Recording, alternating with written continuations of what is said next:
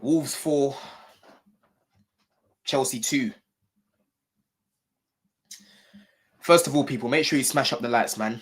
Let me know your thoughts in the comments. Because after today, I'm sorry, this guy's got to go.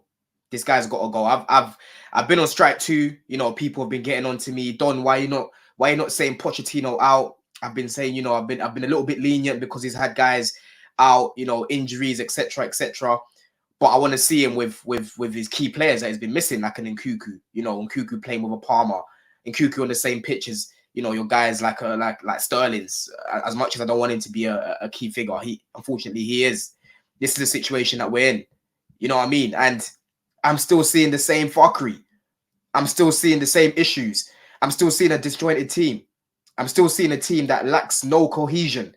I'm seeing a team that lacks no chemistry. I'm seeing a team that can't string two passes together, a technical team that can't string two passes together. I'm looking at a bunch of players that literally look like they have no idea what they're doing. I'm looking at a bunch of players here that aren't getting any clear instructions. I'm looking at a bunch of players here who week by week look like they're getting worse. I've got a lot to say about Pochettino because I'm actually someone that said he'll be the best option. And we was looking at guys like Nagelsmann, looking at your Enriquez, looking at, dare I say it, Mourinho, looking at managers like that. I said in the predicament that we're in right now, Pochettino would be the best person for the job. And I'll get into that in a little bit more detail because the first thing I want to speak about is the match today. Absolutely abysmal. Absolutely abysmal performance. Another shocking performance. Another game where we conceded 4 goals. Conceded 4 against Liverpool. Conceded 4 against Newcastle. Conceded 4 today. How many times? How many more games? How many more batteries are we going to take? How many more? This guy has no idea what he's doing with these guys that he's got. No idea. And today showed it because he had Nkunku on the pitch. He had Caicedo on the pitch. He had Enzo on the pitch. He had Palmer on the pitch. These are not bad players. These are not bad players. We should not be 11th with the guys that he's got right now. Let's talk about the first half. One of the main things that I said before the game is, look, I'm happy to see a balanced lineup. For me, Ben Chilwell, after that shocking performance the other day, if it was up to me, I would have loved to drop him. But there's no one else available right now that can play in that position. And you guys know how I feel about Levi Colwill playing there. I don't even know if Levi was fit today. That's how rattled my head is, right? So that was a given. He's a vice captain. He was always going to start the game.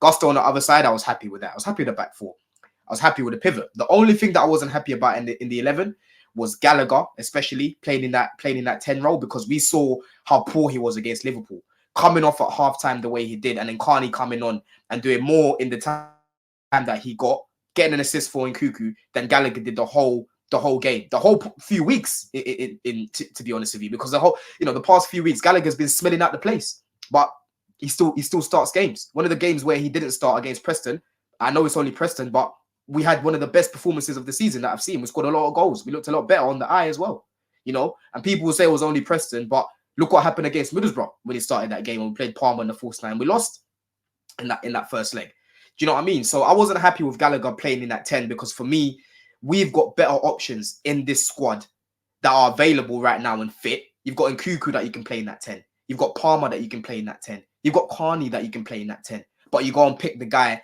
that struggles to pick up space within the pockets and create chances.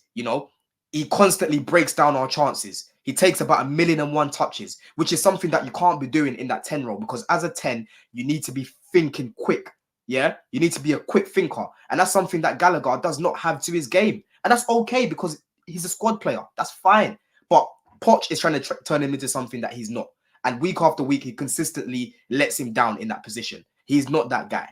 Right. And for me, Sterling, I wasn't happy with him starting because after the last game, he did not deserve to start. But Sterling is a funny one because one game he can turn up, another game he looks like, he looks like a young player. And again, today, it was another shocking performance from him. And the past few weeks, he's not been good enough. He's someone that in the summer I'll be looking to cash in on. But even so, even with these two guys starting, we had more than enough to win the game today. Wolves were not playing a low block today. There's this narrative, and everyone can see when we go watch the Chelsea games week in, week out, we struggle against low blocks over 90 minutes. We do. And Wolves were not playing a low block today. They weren't. They were coming out to play.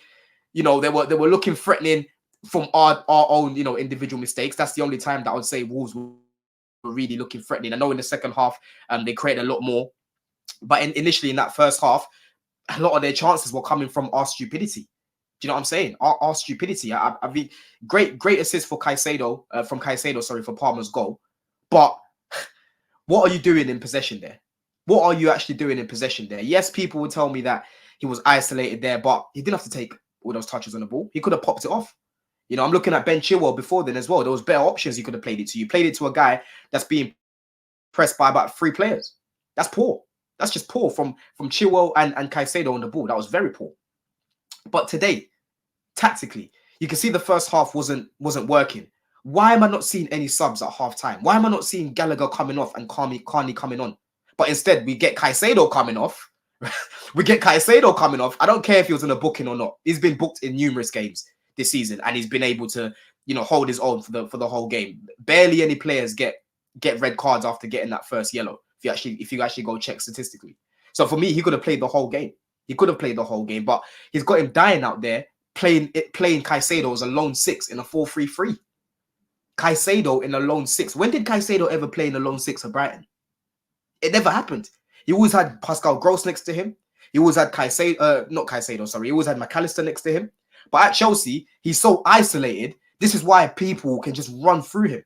This is why Liverpool the other day could just run past him, because he's there by himself. He's in an island by himself, and that's down to the manager. Why am I seeing Enzo Fernandez again in advanced positions rather than being in that pivot with Caicedo helping him out for build-up? Why? The chance that we got in the first half from Nkuku when he missed was from what's his name? See, I'm even about to say Lavia now. My head's so hot. It was from Enzo picking up the ball from deep and progressing the ball forward, and we ended up getting a chance from that and nearly scoring from that. That's what we need to be doing. We need to be using Enzo deep and help, and then he can progress into the midfield once we've got the ball securely, not the other way around. We cannot build from the back consistently without Enzo's help there, and that is down to the manager. The amount of times I'm seeing Cole Palmer today dropping into the midfield, trying to make things happen, you can clearly see that he's got the quality to do it. You're watching it, but you keep him on the right. You decide to keep Gallagher on for the whole game. You put him in a pivot in the second half. What is actually going on here? What is actually going on here? It's an absolute joke. And for me, like I said, today is strike free. Today is strike free because you had more than enough on this pitch. Like I've mentioned already, the players that you had there, you had more than enough quality to go and beat Wolves. Wolves are an okay side. What they are, they're a well-drilled team. We've got a lot more quality than them. Cunha is a player that I like, but for me, finishing-wise, he's poor. And he scored a hat-trick against us today. Cunha scored a hat-trick against us today. But when you watch this guy in any other game, he's poor in front of goal. Poor. He's great on the ball, but poor in front of goal. And we're the team that gave him a hat-trick. We seem to be the charity team this season, aren't we? Do you know what I'm saying? So for me, Pochettino, he's got a goal, man. This is it. For me, this is it. This is the same. I've got the same feeling today as the same feeling that I got last season when Graham Potter lost against Southampton. That was the last straw for me. For today is the last straw because clearly this guy's in-game management, he's not changing it. He's not fixing it up.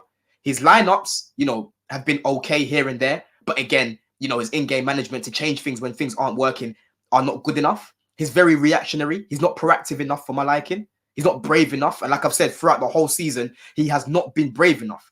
Starting Levi Colwill consistently at left back instead of starting Maatsen, who, surprise, surprise, is flourishing right now at Dortmund. But he couldn't do a job in the Premier League because he's small, because of his height. But then every single week we're still conceding set pieces. Wasted everyone's time playing Ben Chilwell at left wing. For what? Playing Enzo consistently in the 10, playing Gallagher in the pivot, trying to build this team around Gallagher. We've got a bunch of technical players in this team, and he's got us trying to play like Liverpool. He's got us trying to run around, wasting all this energy instead of calming things down, breaking teams down by having various patterns of play, intricacy where our players are close together. Our players are too far from each other. There's not enough proximity in the team. I don't see enough relationships being built in this team. And that goes down to the manager. Our team looks clueless. Clueless. And I'm someone that said bring in Pochettino. I thought he'll be the best option for us with the young players that we've got. The records that he's got at developing young players at Southampton with the Luke Shaws and Nathaniel Kleins, the Lalanas, You know, then going on to Spurs and developing Harry Kane, Dele Alli's. These are not Mickey Mouse footballers that we're talking about. I thought this is a, you know, on paper, it makes perfect sense. But I did not expect him to be this bad. Even me, I did not expect him to be this bad. And I'm not here to defend the guy because end of the day, I don't owe him no loyalty. I had the same reservations as everyone else when it comes to winning things. I said, can he get us over the line? I'm not sure because I've seen this guy crumble in a Champions League final, starting an injured Harry Kane when Lucas Moura just scored a hat-trick, making stupid decisions like that, where it literally looked like Spurs were playing with 10 men, right? But I said, hopefully this guy can come in and stabilize the team, right? And if we've got to get someone else to finish the job later on, so be it. But this guy hasn't even been able to do the bare minimum. The bare minimum. I'm looking at last season. Last season was bad. That's the worst season I've ever seen as a Chelsea fan. And Graham Potter was still able to use players like Enzo Fernandez better than this man. Dare I say it, if Graham Potter had this team that we've got right now, he would do a better job than Poch.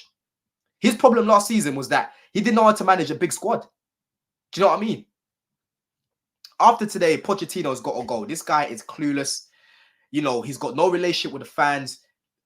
This guy's coming up with excuses. I'm seeing quotes of this guy talking about we conceded first. Sorry, Pochettino says the team suffered the impact of conceding the first goal. We scored first. And he's talking about we conceded the first goal. It's excuse after excuse after excuse with this guy. Yes, injuries are not an excuse. They are reality. But at the end of the day, you're paid all of these millions to solve these problems. Why is it that Ange Postecoglou can deal with that injury crisis that Spurs had and still be in and around the top 4, top 5 right now, in and around Europe still, with all those injuries that he had? Because everyone that comes in understands what is expected of them.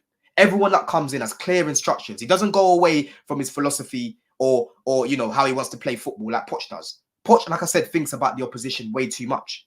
He doesn't get the best out of the players that we've got. And the best example I can give you guys is Steven Gerrard, bro. Steven Gerrard last season had pretty much the exact same team that Emery had this year. Look what he had at Aston Villa. Emery comes in and now look at them. Now look at them.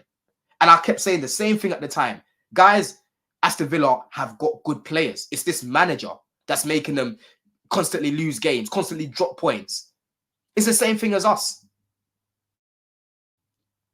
No one can say that Chelsea fans are impatient. I'm so sorry. No one here can say that Chelsea fans are impatient because the constant amateur decisions that this man has made consistently throughout the season has been a joke. And even though we've technically been the most informed team throughout December, wherever it was, I kept saying it. I said, these performances are not sustainable. I'm not surprised that these losses have come because the performances, even though it was getting results, were not good enough. It was masking this guy's in-game management. It's a joke, man. Listen, tomorrow, I better wake up and see that he's been sacked because it's not good enough. I've got no confidence in this team. I've got no confidence in this manager. I'm struggling to predict games because of how unpredictable he is. He's got to go. Honestly, he's got to go, man. But listen, people, let me know your thoughts in it. Let me know your thoughts about what you think about what we should do from here, you know, because this can't carry on. This cannot carry on. We've got too much of a good team, too many players with quality in this team. I know they're young, some of these guys, but they have not been used correctly majority of the season. And they're being killed up there. I'm sorry to say it. They're being killed up there. In a bit, people, man. In a bit, man.